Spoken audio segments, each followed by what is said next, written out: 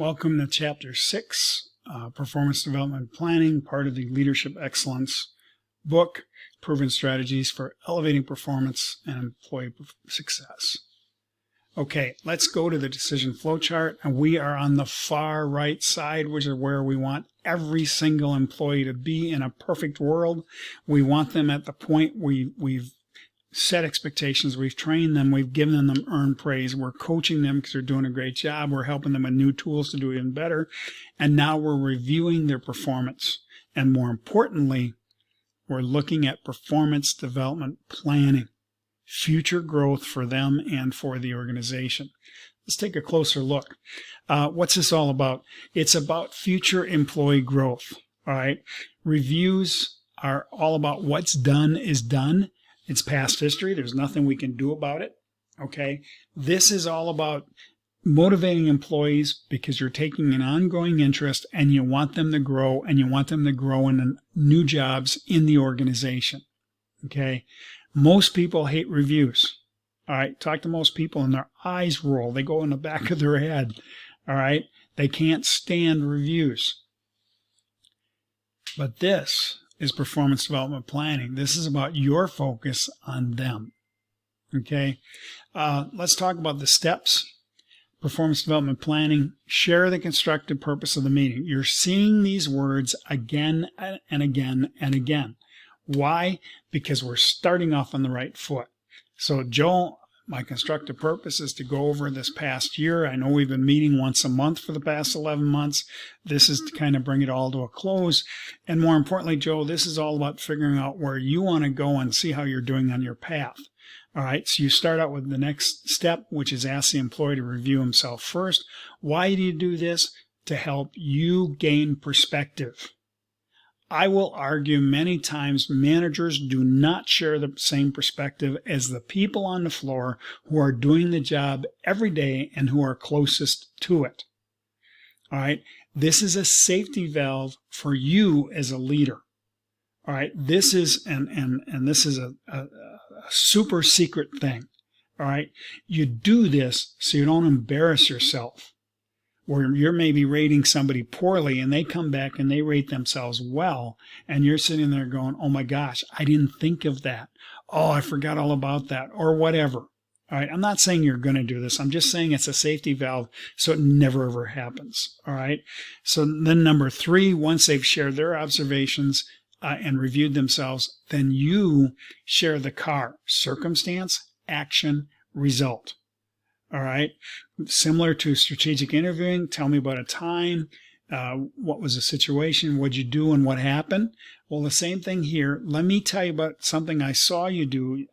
Let's talk about organizing, Joe. I saw you organize the XYZ project. The circumstances were you were under the gun. I saw that you took the ball and ran with it, even though you've got some resistance from other people in the organization. All right. And the result of you pushing that was we were successful with XYZ. All right. What you've just demonstrated to the employee is powerful. Oh, you're doing a great job organizing. What does that mean? That doesn't mean anything. But when you say, I saw you do this, here was a situation, circumstance, I saw you do this, action, and this is what happened, result, you're telling the employee, I'm really paying attention. You should be looking for cars every day with every single one of your employees. I don't care how big of a car it is or how small of a car it is, all right, in terms of the end result, but you should be looking for cars so that they know you're paying attention. There's nothing worse in a review where the person then has no clue what you do, and you know they have no clue what you do, and they're judging you on it. And you're sitting there going, okay, I'll just try not to roll my eyes right now, because this person is clueless. Okay? That's why the CAR, as powerful as it is in strategic interviewing, tell me about a time, what'd you do, what happened, it's even more powerful, my opinion, in performance development planning, because it really drives home you're paying attention. There's nothing worse in a review that's an unfounded review. that has no facts behind it, no good observations. Okay, so then we go to number 4, mutually identify ways to utilize the employee's strengths, identify their career path, and align with career goals. Part of the PDP. This is 1/3 past performance, which is really up to number 3. Now we're looking at future performance. All right, you've sat down with the person for the last 11 months, once a month.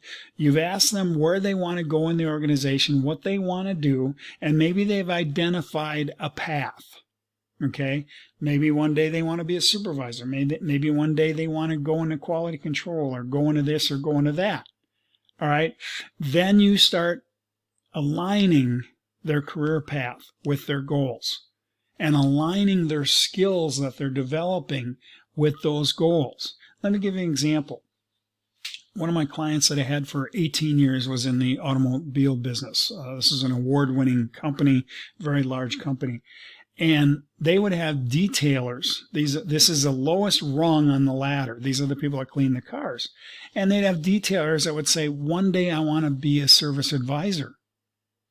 One day I want to be a service manager. One day I want to be a salesperson. One day I want to be a sales manager. One day I want to be a general manager. You go, wow, that's, isn't that a little bit, too far? No, it's not.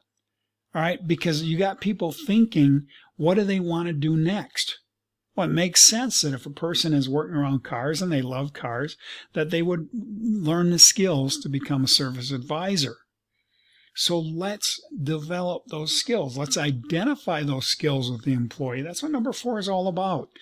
Identify those skills and then figure out ways for them to attain those skills and hone those skills and improve those skills. And you know what? Detailers have become advisors. Advisors have become service managers. Service managers have become sales managers, etc. Okay, because the path was identified. They're not stagnant. Okay, so that's number 4, future performance, 2/3. All right, develop an action plan and establish clear priorities. Basically what this is saying is, okay, what is it you want to do and how do we get you those skills? The action plan could include training. It could include mentoring.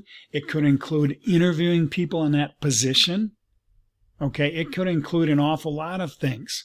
All right, but what are you going to do to help them attain their goals? Future performance. And keep in mind, when they're improving, you're improving. All right. Finally, summarize and conclude and set up monthly follow-up dates. I would suggest you ask them to summarize. All right. And then you add yours, because then it sets it for them in their mind. All right. And I would hope that you're writing all of this down and you're keeping a list of things so that when you meet on a monthly basis, you can say, hey, how's it going? Did you mentor with so-and-so, by the way? Did you have a chance to interview so-and-so? Did you have a chance to take this training? Okay. That's what the follow-ups are all about. I want to emphasize this because my experience in management has been that the breakdown point is lack of accountability. That's where things break down. The follow-up date, all right, and you're going to be meeting monthly, all right, meet for the next 11 months, and even if it's for 10 minutes, just talk about how they're doing and move on, all right? You're creating a sense of accountability. Okay, bottom line. It's all about meeting monthly with employees and going over how they're doing. It's about you paying attention, and this is the most important thing, paying attention to them and helping them obtain their goals in the organization. You meet their needs and they meet your needs. Well, yeah, but I'll be promoting them out of my department. Good. That's the most wonderful thing you can do for an employee. You get a reputation as the manager who knows how to develop people and spread the wealth. You are going to do well in that organization. With that, Edgar out. Thank you.